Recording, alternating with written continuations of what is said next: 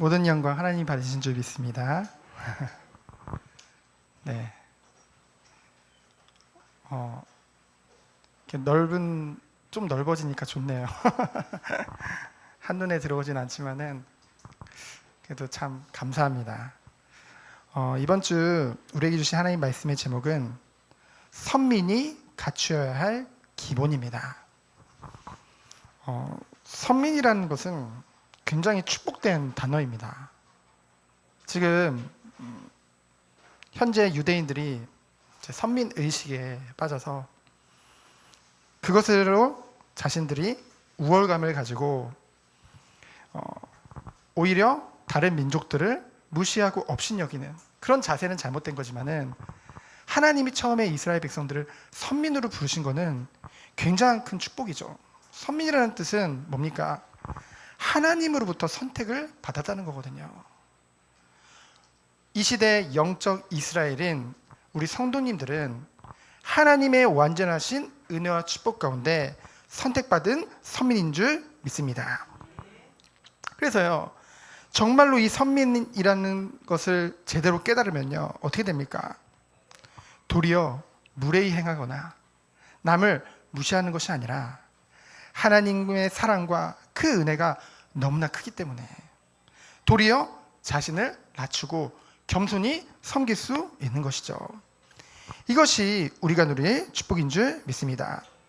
하나님께서는 분명히 우리들을 택하셨어요. 창세전에 선택하셨죠. 그 이유는 무엇입니까? 사랑하시기 때문에. 하나님이 우리를 그 누구보다 사랑하시기 때문에. 이것은 의심할 수 없는 정말로 진리죠. 그리고 우리가 느낄 수 있잖아요. 하나님이 우리를 얼마나 사랑하시는지. 그 두 번째로 뭡니까? 하나님이 우리를 창세전에 택하신 이유는 우리가요, 하나님을 볼 수도 바라볼 수도 찾을 수도 없는 전적인 타락 가운데, 전적인 부패 가운데, 전적인 무능 가운데, 무지 속에 빠졌기 때문입니다. 왜요? 창세기 3장 사건으로 말미암아 하나님이 따먹지 말라고 그러는 선악을 알게 하는 나무 열매를 따먹는 그 죄로 말미암아 모든 사람이 죄인이 되었기 때문에, 이런 나를, 자격 없는 나를 하나님께서는 전적인 은혜로 말미암아 택하시고 우리를 사랑하사 어떻게 해주셨습니까? 약속을 주시고요, 그 약속대로 독생자 예수 그리스도를 아낌없이 내어주신 것이죠. 그래서 그 하나님의 아들 예수님께서 우리를 위해 낮고 낮은 모습으로 이 땅에 육신의 몸을 입고 이 땅에 오셔서 공생의 기간 동안 그분이 약속하신 메시아임을 나타내시고요, 그것을 증거하기 위해 병든 자도 고치시고 죽은 자도 살리시고요, 정말로 머리 둘 곳이 나는 없다라고 고백할 만큼 아낌없이 자신을 내어주신 것이죠. 섬겨주신 것이죠. 희생하신 것이죠. 그것을 예수님께서 보여주신 것입니다. 그리고 이제 다음 주가 종려주일인데요. 종려주일은 뭔가요? 예수님이 십자가에 달리시기 위해 약속대로 예루살렘에 입성하는 그날을 이제 기념하는 날인데요. 예루살렘에 입성하셔서요, 뭐 하셨습니까? 모든 고난과 고통을 다 당하시고 십자가에 못 박혀서 누구를 위해서요? 우리 죄를 위해서, 우리 사랑하시기 때문에.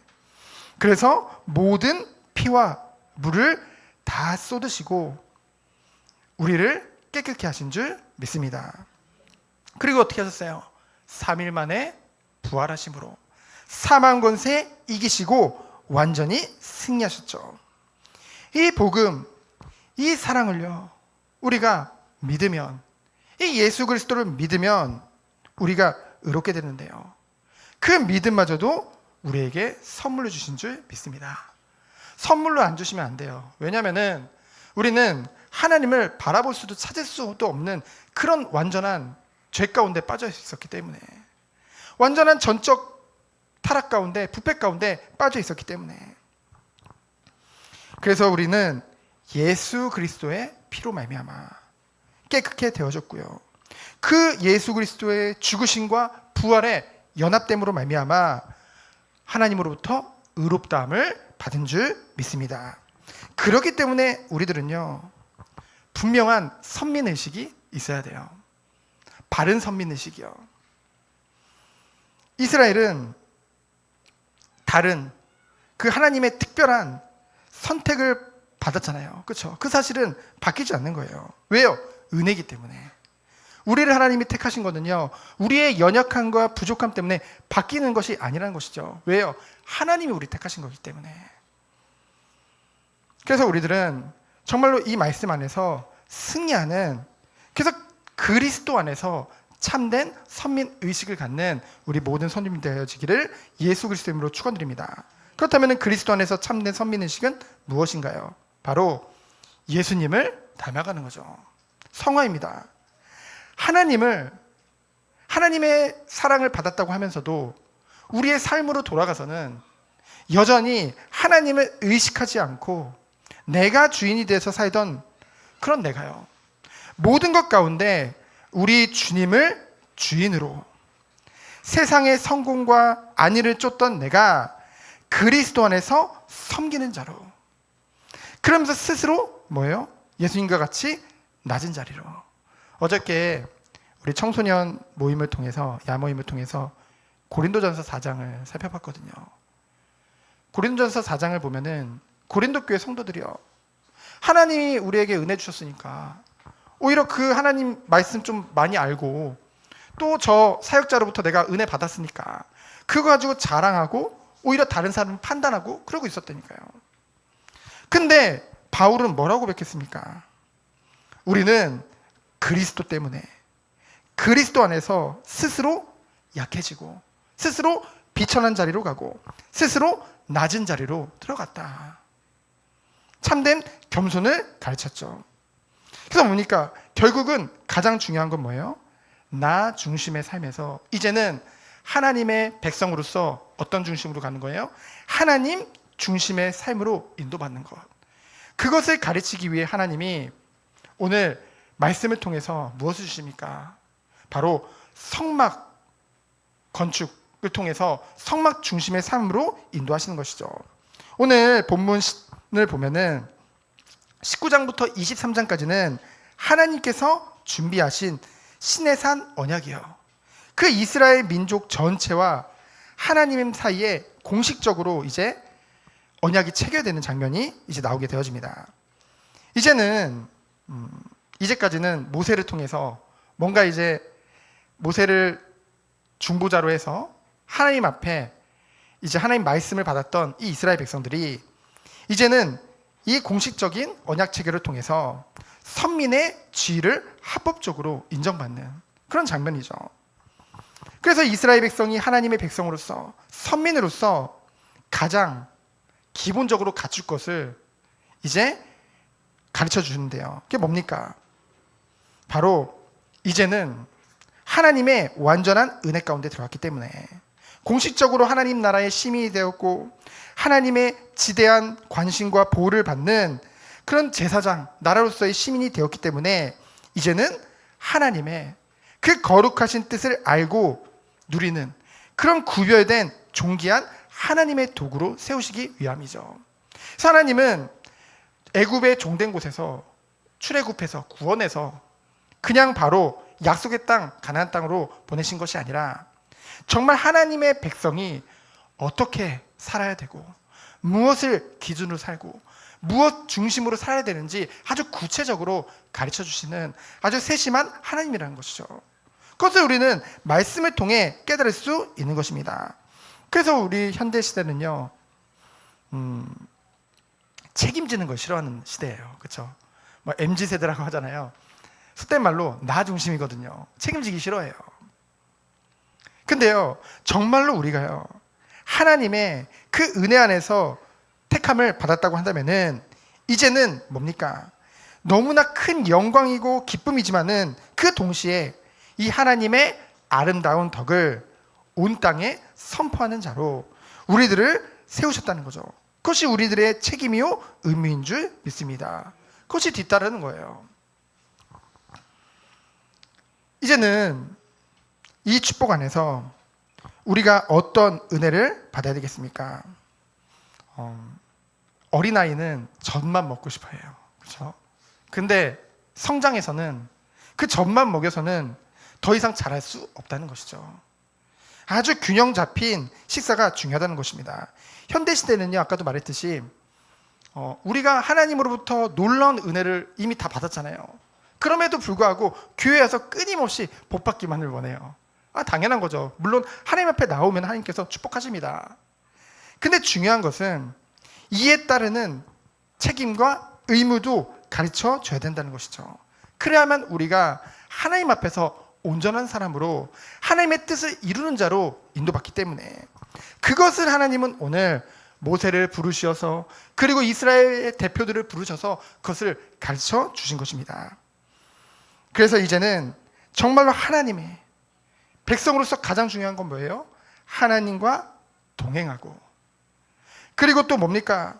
하나님과의 깊은 교제 속으로 들어가는 것이 너무나 중요하겠죠. 그래서 십계명을 주시고 하나님의 율법을 가르쳐 주시고, 그리고 또 무엇을 하십니까? 성막을 건축해서 이제는 성막 중심으로, 성전 중심으로 삶을 살 수 있도록 하나님이 이끄신다는 것이죠. 우리 또한 이 축복 속에 들어가기 원합니다. 성막은 하나님의 임재거든요. 하나님의 보호하심이거든요. 하나님이 주인됨이시거든요. 그래서 이제는 나 중심의 삶을 벗어나서 온전히 하나님의 중심의 삶으로 인도받는 우리 모든 성도님들이 되어지기를 예수 그리스도의 이름으로 축원드립니다. 그건 첫 번째로 신의 산 언약의 공식 체결입니다. 1절부터 11절까지 나오죠. 20장부터 23장에는 하나님이 하나님의 율법을 주시고요, 십계명을 주시고요, 그 십계명을 이제 풀어서 적용할 수 있는 그런 율례들을 가르쳐 줍니다. 이제는 그 언약을 기초로 해서 하나님과 이스라엘 백성 간에 이제 공식적인 언약이 체결되는데요. 첫 번째로 구두 언약입니다. 이제 1절로 3절에 보면은 이제 하나님이 부르세요. 이제 모세를 부르시죠. 그리고 70인 장로를 부르시죠. 이제 하나님 부르실 때 70인 장로들과 또 아론의 두 아들인 나답과 아비후가 이제 올라가게 됩니다. 근데 중요한 거는요, 이제 70인 장로는 누구를 말하냐면은 이제 12지파에서 6명씩 뽑은 거예요, 대표로. 72명이잖아요. 여기에 나답과 아비후도 속한 거죠. 거기에 이제 아론과 모세까지 총 74명이 이제 올라가게 됩니다. 근데 1절에 보면은 중요한 단어가 나와요. 멀리서 하나님을 이제는 경배하게 되어지죠. 그리고 2절에 보면 뭐예요? 모세만 가까이 나오라고 해요. 이때까지 이 70인 장로라든가 뭐 나답과 아비후나 아론이 뭐 하나님 앞에 범죄한 게 없거든요. 그럼에도 불구하고 뭡니까? 그들은 오지 말고 모세만 가까이 오래요. 왜 그럴까요? 로마서 3장 10절 말씀과 같이 의인은 하나도 없다고 했죠. 23절 말씀과 같이 모든 사람이 죄인이기 때문에 하나님 앞에 설 수 없는 것입니다. 오직 모세는 하나님께서 특별히 이스라엘 백성들과 하나님 사이의 중재자로, 중보자로 특별히 세우셨기 때문에 하나님 앞에 설 수 있었던 것이죠. 그래서 디모데전서 2장 5절에 보면은 이 모세가 하나님과 인간 사이의 유일한 중보자 되시는 예수 그리스도를 예표한다는 것이죠. 그래서 우리는 알 수 있습니다. 그러면서 거기서 뭡니까?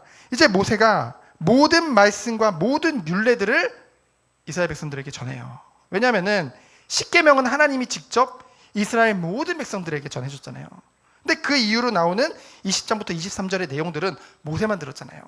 그 받은 내용을 모두 다 이제 백성들에게 전합니다. 그때 백성들이 뭐라고 해요? 우리가 그 모든 것을 준행하겠습니다. 한 목소리로 외치거든요. 제가 모세라면은 이런 장면에서 굉장히 흥분할 것 같아요. 야, 드디어 이스라엘 백성들이 다 준행하겠다네. 막 마음에 막 기쁠 것 같아요. 사람이기 때문에.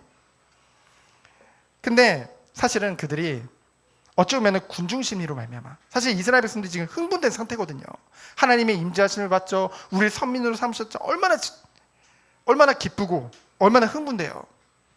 그리고 그런 게 있잖아요. 사람은 예를 들면 90명의 사람이 몰려 있는데 뭐 훨씬 많지만은 한 89명이 하겠다 하면은 한 명도 덩달아서 같이 준행하겠다 이렇게 되잖아요. 그런 걸 알기 때문에 어떻게 합니까?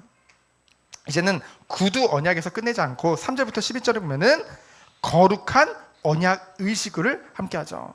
우리가 부활주일 때 이제 세례식을 할 거거든요.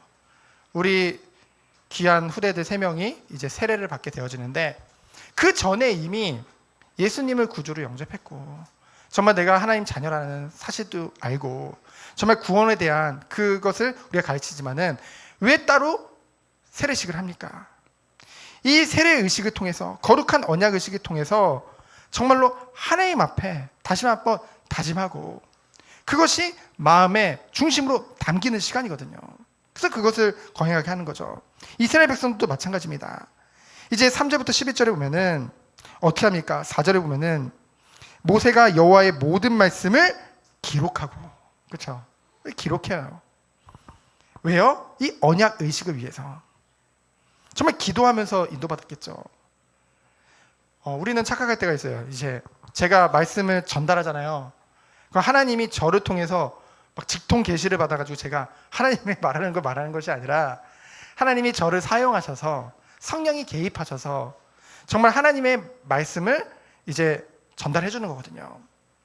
그래서 저는 늘 기도합니다. 말씀 준비할 때 인간적인 저의 연약함과 저의 무능함으로 말미암아 그 인간적인 오류가 개입되지 않도록 성령께서 모든 것을 간섭해 달라고 기도하거든요.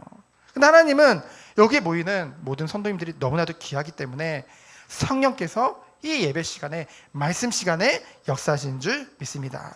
그래서 연약하고 부족한 저와 상관없이 하나님께서는 하나님의 말씀을 지금도 증거하고 계시는 줄 믿습니다. 그래서 어떻게 합니까? 4절에 보니까 제단을 쌓고 희생 제사를 드리기 위해서 이제 12기둥을 세우게 되어지죠. 12기둥을 왜 세웁니까? 이제 12지파가 대대로 이것을 기억하기 위해서. 그래서 5절에 보면은 이스라엘 자손의 청년들을 보내서요. 청년들은 이제 주석을 살펴보면 누가 여기서 도대체 청년들이 누굴까? 그랬더니 충성된 건장한 청년들이래요. 이제 소를 잡아야 되고 짐승을 잡아야 되기 때문에 가축을 쉽게 다룰 수 있는 건장한 청년들, 충성된 자들이죠. 얼마 전에 CTS에서 그런 걸 본 적이 있어요. 이제 청년들이 이제 코로나 이후로, 그 전부터 그랬지만은 급격히 교회를 떠나는 이유에 대해서 이제 분석한 이제 기사가 나왔는데, 뭐냐면은 공통적으로 얘기하는 것이 과도한 헌신을 요구해서 부담이 된다는 거예요. 근데 예화로 나온 이렇게 청년들을 보니까 토요일까지 열심히 일하고 주일날 와서 막 새벽부터 막 차량 운행시키고요. 저희는 차량이 없는데요. 어쨌든 차량 운행시키고 막 아침부터 저녁까지 막 이제, 왜냐면은 교회에 이제 일꾼이 없으니까 이제 계속 그런 부담을 주는 거죠. 근데 여러분 아셔야 될 게, 우리나라에서 청년의 기준은 만 40세고 그 국제적으로 봤을 때는 만 60세까지가 청년이라고 합니다. 만 60세가 안 되시는 분들은 마음껏 헌신할 수 있는, 20대, 30대만 청년이야 이게 아니라 함께 할 수 있는. 근데 중요한 건 뭐냐면요, 이것이 부담으로 느껴지는 건 이해는 하지만은 사실은 그만한 하나님의 은혜와 사랑이 아직은 안 왔는데, 그렇죠? 일로서 느껴지는 것 자체가 사실은 더욱더 기도하고 도와줘야 돼, 그런 거라는 거죠. 사실 은혜 받고 정말 하나님의 은혜 안에서 깨닫게 되어지면은 자발적으로 이제 헌신하고 인도받을 수밖에 없는 거거든요. 그래서 이렇게 자발적으로 헌신하시라고 이게 벽돌을 남겨놨습니다. 이제 벽돌을 이제 이번 주에 오면 붙여야 되는데, 네, 은혜 안에서 인도받기 원합니다. 그래서 이 청년들이 뭘 했습니까? 이제 번제를 드렸죠. 이 이스라엘 백성이 하나님께 온전히 헌신하겠다, 그 다짐을 말하죠. 그리고 또 화목제를 드렸습니다. 화목제는 뭐예요? 이스라엘 백성과 하나님 사이의 화목을 이제 말하는 것이죠. 그러면서 중요한 게 나와요. 6절에 보면은 이제 피를 이제 어떻게 해요? 반은 여러 양푼에 담고 반은 제단에 뿌리고, 12제단에 뿌리고요. 그리고 반은 어떻게 합니까? 이제 이스라엘 백성들에게 이제 뿌리게 되어지죠. 그 이후의 말씀을 보면은, 여러분, 피는 생명을 상징합니다. 근데 제사에 있어서 희생 제물은 반드시 있어야 되는 거죠. 율법을 준수하고 그것을 우리들이 정말로 지키겠다. 왜요? 피는 생명을 상징하기 때문에 생명을 걸고 율법을 지키겠다는 그 서약의 의미로 이제 피를 이제 뿌리게 되어지죠. 그러면서 7절에 보면은 언약서를 가져다가 백성에게 이제 낭독합니다. 그 이유가 뭐라고 했어요? 정말 그들이, 이스라엘 백성들이 모두 하나님의 말씀을 듣고 그것을 마음에 담고 그렇게 할 수 있도록 가르친다는 것이죠. 어제 야모임 통해서 말씀의 제목이 뭐였냐면은 교회에서 가르치는 것입니다. 교회에서 다른 것을 가르치는 것이 아니죠. 무엇을 가르칩니까? 하나님의 말씀을 가르쳐야 될 줄 믿습니다. 그래서 이 언약서를 가져다가 백성에게 낭독함으로 모든 백성의 귀에 다 들리도록 읽었다는 것이죠. 그때 비로소 이스라엘 백성이 뭐라고 해요? 여호와의 모든 말씀을 우리가 준행하겠습니다. 다시 한번 고백하게 되어지죠. 여러분 알다시피 31장까지 모세가 이제 그 40일 동안 시내산에서 하나님 말씀 받고 있거든요. 이제 십계명 받고 하나님 성막에 대한 말씀을 받고 있는데 알다시피 갑자기 하나님이 야, 너 내려가 봐 이래요. 그 이유 알죠? 모세 보고 빨리 내려가 보래요. 아니, 모세는 지금 금식하면서 40일 동안 하나님 앞에 말씀 받고 너무 행복하고 너무 기쁨 가운데 있는데 갑자기 그 장면을 확 깨트리시면서 하나님이 지금 내려가 보래요. 왜 그래요? 이렇게 다 준행하겠다고 했던 이 이스라엘 백성들이 밑에서 모세 안 내려온다고 아론을 중심으로 해서 황금 송아지 만들어가지고, 그렇죠? 우리를 여기까지 인도하신 것이 이 신이다, 이 우상이다. 그래서 그런 것을 이제 보면서 이제 모세가 나중에 가서 이 십계명 깨트려버리고, 그렇죠? 두둑판 깨트려버리고 이제 그런 장면이 나오는데요. 어쨌든 이 순간만큼은 이스라엘 백성이 여호와의 말씀을 우리가 준행하겠다고 고백을 하죠. 그래서 중요한 건 8절에 보면은 이 피를 이 이스라엘 백성들에게 뿌립니다. 이 피는 아까 말했지만은 생명을 말한다고 했잖아요. 근데 여기서는 어떤 뜻이냐? 인간이, 죄인된 인간이, 죄악 가운데 빠진 인간이 하나님 앞에, 이 거룩한 하나님 앞에 나아갈 수가 없는데요. 근데 중보자 대신 예수 그리스도의 십자가의 공로를 힘입어서 우리가 하나님 앞에 나아갈 수 있는 그 길이 열어진 거잖아요. 그것을 예표하다는 것이죠. 그래서 언약의 피는 단순히 이 하나님과의 계약을 체결하기 위한 희생의 피를 넘어서서요, 은혜의 피요, 우리의 죄를 속죄한 속죄의 피인 줄 믿습니다. 그래서 9절로 11절에 보면은 이제는 뭐예요? 하나님의 목소리에도 벌벌 떨던 이스라엘 백성들이잖아요. 하나님을 배우기를 두려워했던 이스라엘 백성이잖아요. 근데 이제는 뭐예요? 하나님 목전에 나아가게 되어지죠. 핏부림을 받고 이제는 하나님 앞에 가까이 다가서게 되어집니다. 그러면서 11절에 보면은 하나님을 배웠고, 10절부터 보면은 하나님이 청옥같이 하나님의 임재를 보고요, 실제로 보고도 죽지 않아요. 왜? 핏부림을 받았기 때문에. 그리고 뭐예요? 그 앞에서 음식을 먹고 마시게 되어집니다. 하나님 가까이에서요. 우리가 창세기에서도 봤잖아요. 전쟁을 벌이고 이제 화친의 그 의미로 같이 음식을 나누잖아요. 하나님 앞에 가까이 나아가 음식을 나눴다는 것은 이 하나님과 하나님의 백성, 이스라엘 백성 간에 이 계약이 잘 성사됐음을 보여주는 것이죠. 하나님도 정말 이 이스라엘 백성들을 하나님의 백성으로 다시 한번 인정하게 된 장면입니다. 그래서 두 번째로 뭡니까? 다시 하나님 앞에 나아간 모세입니다. 이제 모세가 하나님과의 언약을 체결 후에 이제 다시 광야에 있었겠죠. 그런데 하나님께서 모세를 다시 하나님의 산으로 부르시는 거예요. 이거는요, 이제 하나님께서 이 모세를 통해서 이스라엘 백성에게 주시는 두 번째 계시죠. 이것이 25장부터 31장까지의 내용입니다. 그 이후로 이어지는. 근데 아시다시피 25장부터 31장까지는 이제 성막의 건축에 대해서 이제 말씀하시고 제사를 어떻게 지내는지 여러 가지 부분들을, 뭐 제사장의 옷이라든가 여러 가지 부분들을 말씀해 주시는데요. 사실 그 모든 내용이요, 결국은 이제는 구원받은 이제 하나님의 백성된 너희들이 무엇을 기준으로요? 하나님의 말씀인 율법을 기준으로 살아가는데 있어서 가장 중요한 것이 뭐다? 성막 중심의 삶이다. 그것을 가르치기 위해서 이제 모세에게 다시 불러서 이제 모세에게 이 말씀을 주시는 장면이 나옵니다. 모세가 그래서 이 하나님의 부르심을 받고 이제 올라가게 되어지죠. 이제 모세만 올라가게 되어집니다. 그래서 이제 모세는 뭐예요? 하나님으로부터 그 무엇과도 바꿀 수 없는 아주 기쁘고 행복한 시간을 갖게 되어지죠. 그래서 신명기 9장 9절에 보면은 40주 40야를 40일 동안 금식하면서 온전한 중심으로 하나님 앞에서 하나님의 말씀과 그리고 하나님의 율법을 이제 모세가 받게 되어집니다. 그래서 12절에 보면은 다시 한번 말씀드리면 12절에 보면은 너는 여세 동안 내 일을 하고 일곱째 날에는 쉬라. 이거 아니고 12절에 보면은 여호와께서 모세에게 이르시되 너는 산에 올라와서 내게 와서 거기 있으라. 내가 그들을 가르치도록 내가 율법과 계명을 친히 기록한 돌판을 내게 주리라고 하셨죠. 하나님이 모세를 다시 부르신 이유가 뭐라고요? 언약을 이 십계명을 담은 두 돌판을 주고 이제는 성막 건축의 양식을 알려주기 위해서 이제 모세를 부르게 되어집니다. 저는 모세를 다시 부르시는 이 장면을 통해서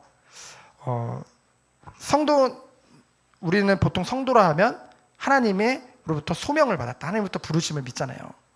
근데 이제 주의 종은 다시 한번 성도로 부르시고 특별히 한 번 더 부르셨다. 이런 소명을 가지고 있거든요. 특별 소명이라고 하는데요.